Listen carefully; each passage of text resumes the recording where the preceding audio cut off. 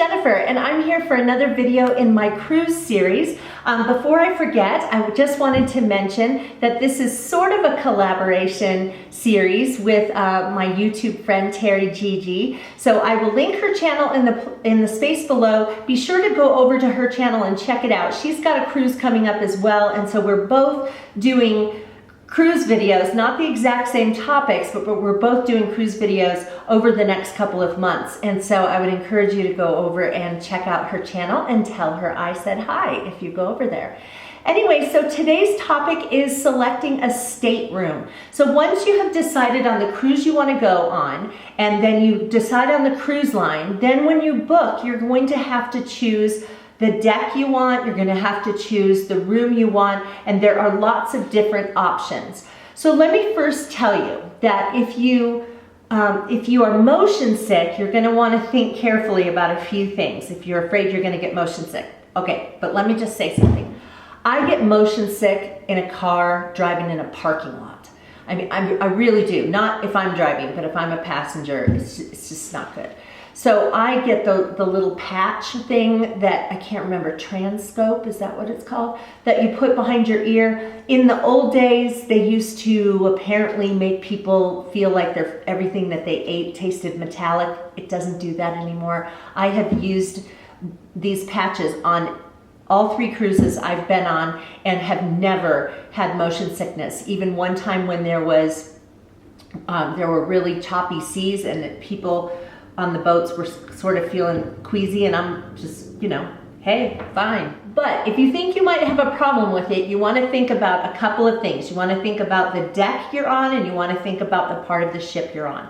So the first thing is, do you want to be in the front of the ship or the forward? Do you want to be midship, or do you want to be in the aft of the ship, which is the back? The front of the ship tends to have a lot of movement. A lot of motion. It's going into waves, and it tends to do a lot of up and down.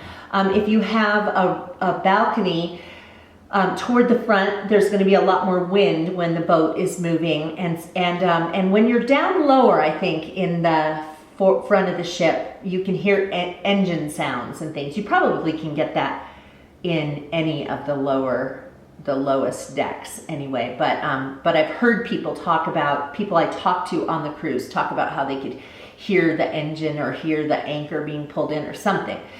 But anyway, midship is the most stable part of the ship in terms of movement. You're really not going to feel a lot of movement midship. And then in the back of the ship, there is a little bit more rocking, but the last 2 cruises we were on, we were in the back of the ship because we had just an awesome room, and so and we sort of felt like we were being rocked to sleep at night.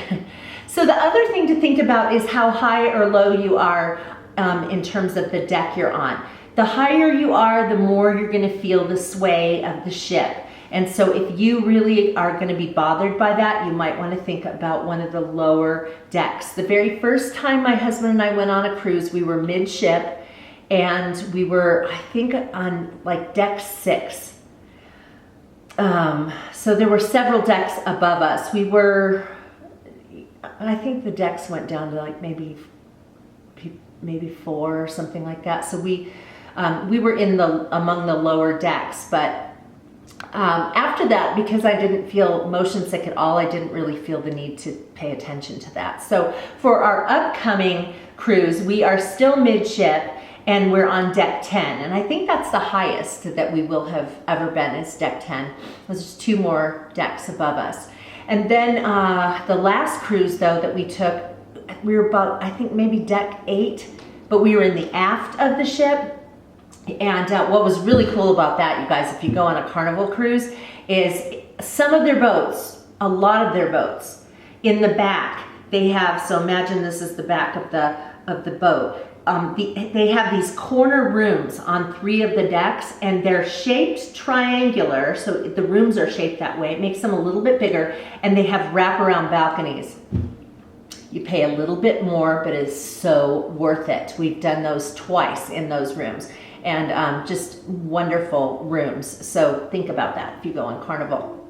Norwegian doesn't have those kind of rooms on the back. We probably would have considered that. So, okay, so now you've kind of decided which part of the boat you want to be in, and you've kind of decided which level on the boat you want to be. And so now when you are going through the booking process, you can select a deck, and then they will show you the available rooms. They'll show you a map with the available rooms that you can choose. So here's where when you don't anticipate just booking right away when you go on, because you should do some research about your rooms. Because you want to be careful about whether you're near the stairs or the elevator, because people can come up the stairs or get off the elevator and they're noisy and they're having all kinds of fun, and then they come down the halls and it isn't until they're in the hallway that they think, oh gosh, we should quiet down. So if you're in one of those first rooms when people are coming down the hallway, it could be a little bit noisy. So another thing you need to think about is the kind of room you want. The least expensive rooms are going to be the inside staterooms, and those are the ones that have no windows. A friend of mine that we cruised with one time, she said, oh my gosh, I love the inside stateroom because it's absolutely pitch dark and I can sleep as late as I want and it doesn't bother me. And so that she loves to have an inside stateroom. I personally want to be able to feel air on my face, to open a door and look outside. So I've always chosen a balcony. You pay for having a balcony room. You can also get an ocean view room, which will have a window so you can look outside. Some will allow you to open the window a little bit, some won't, but you can at least see outside. So you've got your inside stateroom, those would be the least expensive. Then you have your ocean view next most expensive. Then you go to balconies. From there, you have junior suites and suites, and those are going to be larger. And then when we were on Carnival and had those corner ones, I think it was called a premium view, premium vista, premium view, something like that. But the nicer the room you get, the more you're going to pay. So I also advocate booking your cruise as early as you can, because then you have more options of your rooms. The good ones don't all get taken. So yeah, you have to decide kind of like which things you're gonna need. I've always chosen a balcony. At the beginning, when we went on our very first cruise, I really wanted to have a balcony because like I said, I get motion sick, and I was afraid that I might not deal well with being on a ship, and I wanted to be able to get cool air on my face. Since then, of course, I know that the patch helps and I don't have to worry about that, but I really enjoy having a balcony. And sometimes when there are just people everywhere and you just want to get away, it's so nice to just go back to your room, sit on your balcony, have a little peace and quiet. And so we really enjoy having balcony rooms. So, okay, now this is where the nitty gritty comes in, because you may choose your deck and the part of the ship and what kind of room you want. But now you want to find out if there are problems with certain rooms. And this is where there's a really great website that comes into play. It's called cruiseadvice.org. I will list that in the space below for you. So you go to cruiseadvice.org, and there will be a thing that tells you, well, there's a place where you can get advice about ships. And so you click on the, I can't remember what the link said, but it's something about ships. And when you go to that link, then you can select your ship. So you just scroll down and find, like you'd find Norwegian Cruise Line, and then we're cruising on the Norwegian Star, so we go to that. And then when we bring that up, it'll give an overall review of the ship. But if you scroll all the way down to the bottom, the very, very, very, very bottom, they'll have a lot of other lists of topics for things you can look for. And one of the links says best cabins, and that's the one you want to click on. So you click on that link, and then it will bring up the Norwegian Star, or whatever your cruise ship is going to be, and it brings it up, and then you get to select. You scroll down and it will tell you about different decks. So it will say deck 4 has blah, blah, blah, blah, blah, and it has this many cabins on it, and it's, whatever. So it starts to tell you about things.